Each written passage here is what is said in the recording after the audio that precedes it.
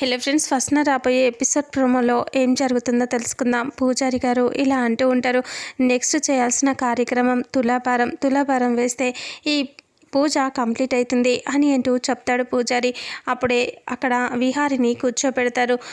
ఆ తూకంలో కూర్చోబెట్టినప్పుడు వాళ్ళ మరదలు ఇంకా అన్నీ అమ్మ వెయ్యు, అందులో తూకంలో వెయ్యు అని అంటూ చెప్తే బెల్లం ముక్కలన్నీ తీసి అందులో వేస్తూ ఉంటుంది. ఇక అప్పుడు అన్నీ వేసినా సరే ఇంకా అది కదలకుండా అలాగే ఉంటుంది. విహారి కూర్చున్నది. విహారికి అటుపక్కనే ఇంకా లక్ష్మి నిలబడి చూస్తూ ఉంటుంది.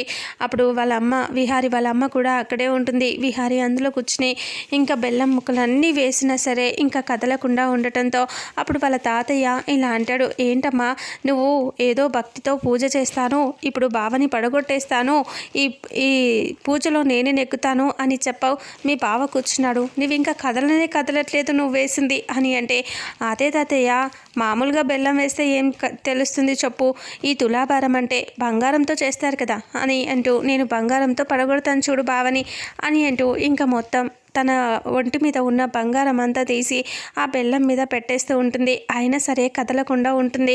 అదేంటి ఇంత బంగారం వేసినా కానీ కదలట్లేదేంటి అని అంటూ అలా అందరూ చూస్తూ ఉంటారు. అప్పుడు వాళ్ళ నాన్నమ్మ ఇలా అనుకుంటూ ఉంటుంది, ఇదేంటి ఇప్పుడు కానీ ఈ పూజ పూర్తవ్వకపోతే ఏం జరుగుతుందో, ఏం అనర్థం వస్తుందో అని అంటూ తను భయపడుతూ ఉంటుంది. ఇక విహారి అలా కూర్చొని ఉంటే ఇంకా తన మరదలు అలాగే చూస్తూ టెన్షన్ పడుతూ ఉంటుంది. ఇక అక్కడ నుంచి లక్ష్మి చూస్తూ ఉంటుంది విహారిని.